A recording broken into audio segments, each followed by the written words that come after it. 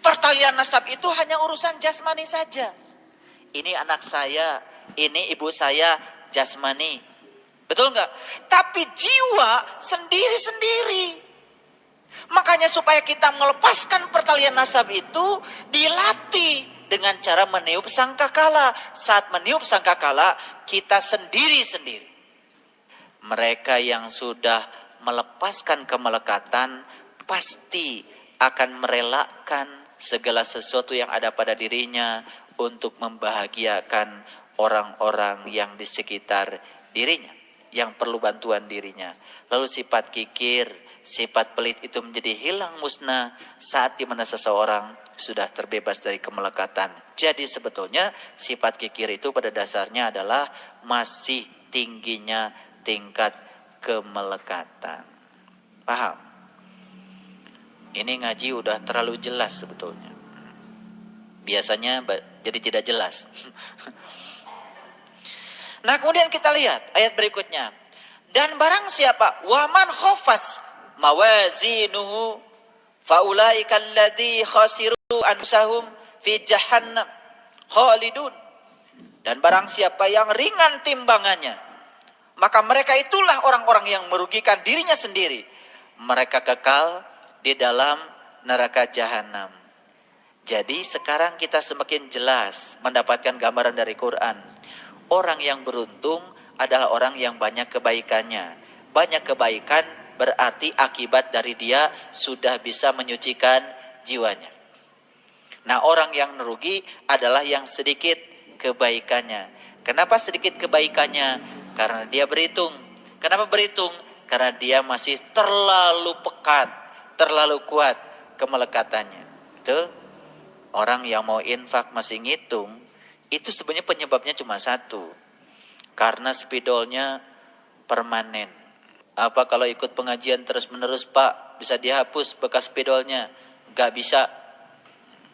Lalu yang bisa menghapus apa? Yang bisa menghapus itu harus bisa meniup sangkakala. Harus bisa sendiri.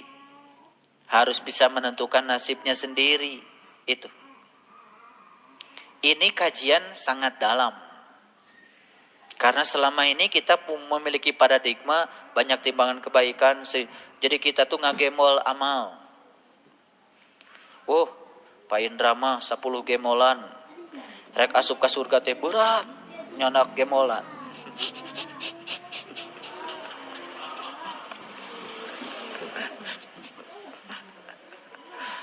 Atau kalau begitu enak yang gemolannya sedikit ya. Bisa lompat ke surga. Trong. Gemolan dengan seetik. Da amal dengan sekedik. Ini main-main logika sedikit supaya sedikit kita bisa mentertawakan diri kita sendiri. Saya tidak meremehkan orang-orang yang punya pandangan seperti itu. Itu sendiri-sendiri silakan. Tapi saya ingin memberikan suatu pencerahan. Semoga ini bisa membangkitkan diri kita. Oh, kalau begitu saya sudah beramal banyak tapi jiwa saya masih kotor ya. Berarti amal saya tidak menyucikan jiwa. Itu kan harus diperbaiki segera. Betul enggak? Karena yang ada selama ini kan kita merasa sudah beramal banyak. Padahal tidak pernah mengontrol diri kita. Apakah jiwa kita sudah bersih atau masih kotor? Kalau orang yang masih kotor itu kan biasanya tidak ikhlas. Betul enggak? Tidak ikhlas, serem, bermuatan. Selalu saja mengait-ngaitkan kebaikannya dengan kebaikan yang harus dia dapat dari orang lain. Kalau orang ikhlas kan tidak pernah ngitung-ngitung. Orang itu mau baik pada kita, tidak baik kepada kita, saya akan tetap baik sama dia. Tuh. Makanya di dalam Quran dikatakan, bukanlah suatu kebaikan jika kamu belum bisa memberikan apa yang kamu cintai. Jadi kalau kita memberi apa yang sudah tidak kita pakai, itu bukan dermawan, itu buang sampah, pakai bahasa dermawan. Tapi kita sering menganggap diri kita sudah menjadi dermawan. Ya gak apa-apa, ngaku tuh boleh. Jangan gak diaku sama Quran. Baik, kita teruskan. Untuk orang-orang yang sedikit amal kebaikannya, untuk orang-orang yang merugikan dirinya sendiri, mereka kekal di dalam neraka jahanam. Taflahu wujuhahumun nar wa hum fiha kalihun. Muka mereka dibakar api neraka. Kapan? sekarang. Dan mereka di dalam neraka itu dalam keadaan cacat kalihun. Cacat itu apa? Cacat itu berarti tidak sempurna. Biasanya kalau ada cacat, ya kan? Kalau ada cacat, ada noda, ada ketidaksempurnaan, itu kan menjadi penghalang, ya, untuk melakukan tindakan-tindakan yang sempurna. Ya. Kemudian ayat berikutnya, alam takun ayati tutla alaikum fakuntum biha tukazzibun. Bukankah ayat-ayatku telah dibacakan kepadamu sekalian, tetapi kamu selalu saja mendustakannya. Bapak Ibu, walaupun seminggu sekali kita kaji Quran, kalau kebaikan ini dilakukan terus menerus, jauh lebih baik daripada kita ngaji Quran semalam, gak ngerti, tidak memberikan getaran. Saya bukan ngalamin ibu bapak yang ngajinya seminggu sekali. Tapi kalau ngaji tiap hari juga kan bingung kapan ngamalinnya. Yang saya ajarkan hari ini masih punya ada kesempatan 1 minggu untuk melatih diri kita. Minggu berikutnya kan pelajarannya sudah baru lagi. Diamalkan lagi seminggu, berikutnya sudah baru lagi. Betul? Jadi kebaikan itu, yang bagus itu, walaupun sedikit-sedikit tapi dilakukan terus menerus. Lama Bapak Ibu akan terkejut, karena ternyata Bapak Ibu sudah bisa memahami banyak ayat. Bahkan bisa jadi tanpa terasa kita sudah membahas keseluruhan ayat yang 30 juz, walaupun sedikit-sedikit. Ya, alhamdulillah. Kita teruskan. Ya, qalu rabbana ghallabat alaina siqwatuna wa kunna qauman dhallin. Mereka berkata, siapa mereka di sini? Mereka yang mendustakan tanda-tanda Tuhan. Mereka yang mukanya dibakar api neraka. Mereka yang membiarkan dirinya setiap hari menjadi kayu bakarnya neraka. Jangan biarkan diri kita menjadi kayu bakarnya neraka. Kapan? Sekarang. Kalau sekarang kita tidak mengizinkannya, apalagi nanti. Mereka berkata, ya Tuhan kami telah dikuasai oleh kejahatan kami. Dan adalah kami termasuk orang-orang yang sesat. Ini suatu kejujuran. Ternyata yang menyebabkan kita menjadi kayu bakarnya neraka itu karena kita mengizinkannya. Kenapa kita mengizinkannya? Karena kita telah dikuasai oleh kejahatan yang ada di dalam diri kita. Maka ketika kita dikuasai oleh kejahatan yang ada dalam diri kita, pasti kita sedang berada di jalan yang sesat. Jadi kapan seseorang berada di jalan yang sesat? Ketika dia sedang dikuasai oleh kejahatan yang ada di dalam dirinya sendiri. Pertanyaan sekarang, suka enggak kita dikuasai oleh kejahatan yang ada dalam diri kita? Suka? Saat itu berarti kita sedang membiarkan diri kita di dalam kesesatan. Terkait kadang-kadang di jalan yang sesat. Mungkin itu jawaban yang pas untuk kita. Lalu kita tidak berani mengambil suatu keputusan, suatu pilihan. Tapi insya Allah, semoga kita selalu berada di jalannya orang-orang yang dapat nikmat. Makanya insya Allah selalu di jalan orang yang dapat nikmat. Jangan pakai mudah-mudahan. Karena mudah-mudahan itu berarti mudahnya enggak beneran. Diulang 2 kali berakhiran an, itu berarti sulit. Ya kan? Jadi kalau kita bilang mudah-mudahan saya ahli surga, itu karena tidak percaya saja kita jadi ahli surga. Karena setiap hari sering membiarkan diri kita jadi kayu bakarnya neraka. Makanya pakai mudah-mudahan aman. Mudah-mudahan besok saya dapat rezeki yang banyak. Cicing we di imah. Untuk menutupi kelemahan dirinya ya yang paling cocok kan pakai mudah-mudahan. Bapak doakan ya, mudah-mudahan saya tidak mengizinkan diri saya jadi kayu bakarnya neraka. Nggak akan saya iminkan. Kalau insya Allah Pak, mulai hari ini saya akan berlepas diri dari segala sampah spiritual. Dan saya tidak akan mengizinkan diri saya menyesali keadaan, tersinggung dengan hal-hal yang sepele, memberatkan hari esok, karena memikirkan sesuatu yang tidak perlu kita dipikirkan, dengan cara melepaskan kehidupan hari ini, membiarkan diri kita diselimuti oleh perasaan iri hati, hidup dengan pembanding, dibanding-bandingkan dengan orang lain, tapi masih saja pakai kata mudah-mudahan. Ayo, insya Allah. Kata Bunda Tuti, insya Allah Pak, jangan semoga. Bunda Tuti, semoga masih sama Pak dengan mudah-mudahan.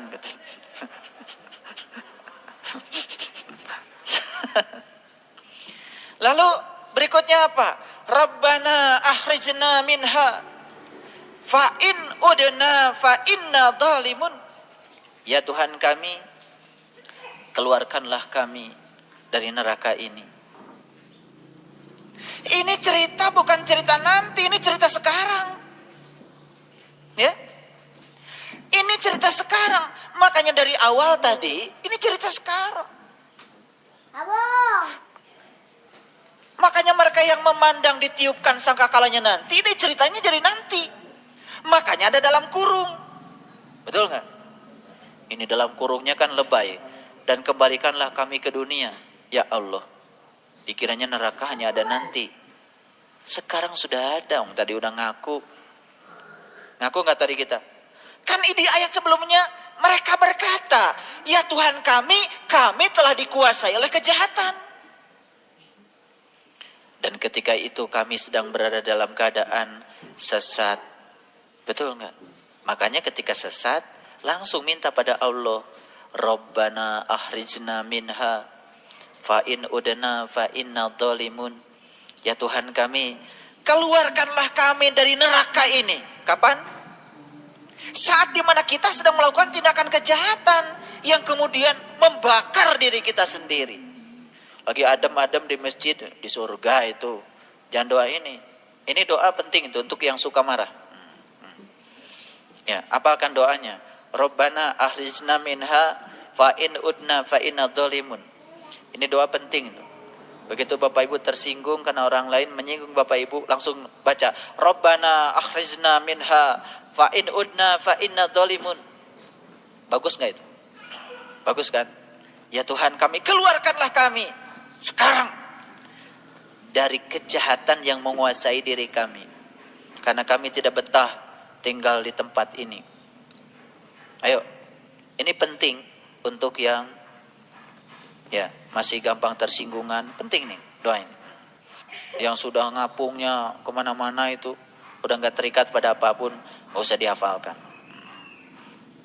Makanya doa ini selektif, hanya untuk orang yang ini doa kan bunyinya juga, ya Allah Tuhan kami, keluarlah kami dari apa? Dari neraka. Dia sedang tinggal di mana? Jadi kalau kita sedang tinggal di surga baca doa ini kan nggak pantas. Makanya jangan asal robana dibaca. Itu Quran itu situasional. Iya. Wah ada doa bagus Pak. Rabbana ahzidna minha fa in udna fa inna dhalimun. Hati-hati, itu doa untuk orang yang sedang berada di neraka. Dibaca. Ada lagi doa, Rabbana absarna wa sami'na farji'na na'mal salihan inna mukinun. Ya Allah Tuhanku, keluarkanlah aku dari neraka ini. Karena kini aku termasuk orang-orang yang yakin. Izinkan aku sebentar saja dari surga. Kita hati-hati kalau membaca Robbana atina fid dunya hasanah aja yang ngerti. Doa sapu jagat itu aman itu. Iya. Aman itu. Iya. Jangan jadi orang, wah saya pengen doanya panjang. Biar nanti kalau memimpin doa, saya disebut kiai. Semua Robbana dikumpulkan. Diklik pakai Al-Quran digital. Wah, semua robana ngumpul itu. Setelah itu dibaca, hati-hati, ini robana juga. Tapi ini robana yang dibacakan oleh orang yang sedang tinggal di mana. Ah, penting juga kalau sekali-kali kita tinggal di situ, minta dikeluarkan. Ya, daripada marah-marah gak karuan, baca aja doa ini. Ya, Rabbana akhrijna minha fa in udna fa inna dhalimun. Subhanallah. Allah berfirman, ini firman Allah, tinggallah dengan hina di dalamnya dan janganlah kamu berbicara dengan aku. Makanya ketika kita sedang berada dalam situasi yang dikuasai oleh kejahatan, saya mau tanya Bapak Ibu, bisakah kita bicara dengan dia? Gak bisa. Seluruh jaringan telepon putus, sinyalnya hilang, baterainya lowbat. Semua hubungan dengan dia putus karena dia mengatakan kamu tidak bisa berbicara dengan aku. Ada orang mengatakan, "Teu naon abdi mah kana neraka ge. Nu penting mah patepang sareng Gusti Allah." Nekat itu. Allah buatan dia kayaknya. Yang dipersepsi oleh dia sendiri. Ini ayat kontekstual. Tapi kalau ayat ini dibahas nanti, saya mau tanya ibu bapak mau gak berubah sekarang? Makanya kata Allah, tinggallah dengan hina di dalamnya. Jadi bapak ibu, saya ingin kasih tahu, ketika kita baca doa yang tadi, ya Allah keluarkanlah aku dari neraka ini. Baru dari Head and Shoulders, Jumbo Saset isi 3 untuk perlindungan ekstra dari ketombe basah dan gatal. Hingga 100% bebas ketombe basah. Move on ke Head and Shoulders Jumbo Saset isi 3. Cicak. Apa yang Allah bilang? Tinggallah kamu di situ dengan hina. Dan aku tidak mau berbicara denganmu. Jadi sebetulnya ketika seseorang sedang diselimuti oleh kemarahan, kesombongan, keangkuhan, yang sifat-sifatnya terbalik dari sifat-sifat ruh yang ditiupkan pertama kali Allah ke dalam diri kita, saat itu kita sedang memiliki dinding yang sangat tebal dengan Allah. Makanya ketika ibu bapak berisik nih, masih ada rasa kesal, ada rasa kebencian, ada apa, mau niup sangkakala berapa kali, tetap saja kita masih terhubung dengan nasab-nasab, pertalian nasab-nasab. Bahkan pertalian nasab itu dengan jabatan ada pertalian nasab. Dengan uang ada pertalian nasab. Bukan sekedar dengan makhluk hidup, dengan keluarga, tapi bisa jadi ada pertalian nasab dengan segala sesuatu yang selama ini menjadi terikat bersama kita. Lihat ayat berikutnya. Ya, sesungguhnya ada segolongan dari hamba-hambaku berdoa, ya Tuhan kami telah beriman, maka ampunilah kami dan berilah kami rahmat, dan Engkau adalah pemberi rahmat yang paling baik. Ini baru doanya bagus. Lalu kamu menjadikan mereka buah ejekan. Nah, si yang tadi itu, yang tinggal di neraka itu, yang mukanya selalu dibakar dengan api neraka itu, dia itu selalu mengejek. Sehingga kamu mengejek mereka, menjadikan kamu lupa mengingat aku, dan adalah kamu selalu mentertawakan mereka. Subhanallah. Bapak Ibu, beruntunglah kalau hari ini kita ditertawakan oleh orang-orang yang seperti itu. Beruntunglah kalau hari ini kita diejek oleh orang-orang yang seperti itu. Berarti kita termasuk orang-orang yang beriman.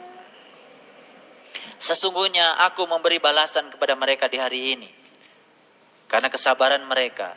Sesungguhnya mereka itulah orang-orang yang menang. Makanya di sini ayatnya wa annahum humul faizun. Ya, faizun, faizin sering diucapkan kapan itu? Sering diucapkan kalau sudah selesai saum, minal aidin wal faizin. Jadi kalau orang itu sudah kembali kepada Allah, aid, maka dia akan mendapatkan faizun. Nah, itulah orang-orang yang beriman. Orang-orang yang mendapatkan faizun. Allah bertanya, berapa tahunkah lamanya kamu tinggal di bumi? Mereka menjawab, kami tinggal sehari atau setengah hari. Maka tanyakanlah kepada orang-orang yang menghitung. Jadi tinggalnya cukup sehari atau setengah hari. Pernah tinggal saja di situ sehari atau setengah hari. Setelah itu dibimbing untuk bertawajuh. Saat bertawajuh kita id kembali kepada alam asal kita. Setelah itu dipacu diri kita untuk mendapatkan faizun. Allah berfirman, kamu tidak tinggal di bumi melainkan sebentar saja kalau kamu sungguh-sungguh mengetahuinya. Subhanallah, tinggal di bumi yang ini cukup sebentar saja. Wabtaghi fima atakallahu darul akhirah wala tansa nasibaka minad dunya. Yang pertama harus kita upayakan adalah mencari jalan ke akhirat. Cukup sehari atau setengah hari menginvestasikan waktu kita. Dan setelah itu wala tansa nasibaka minad dunya.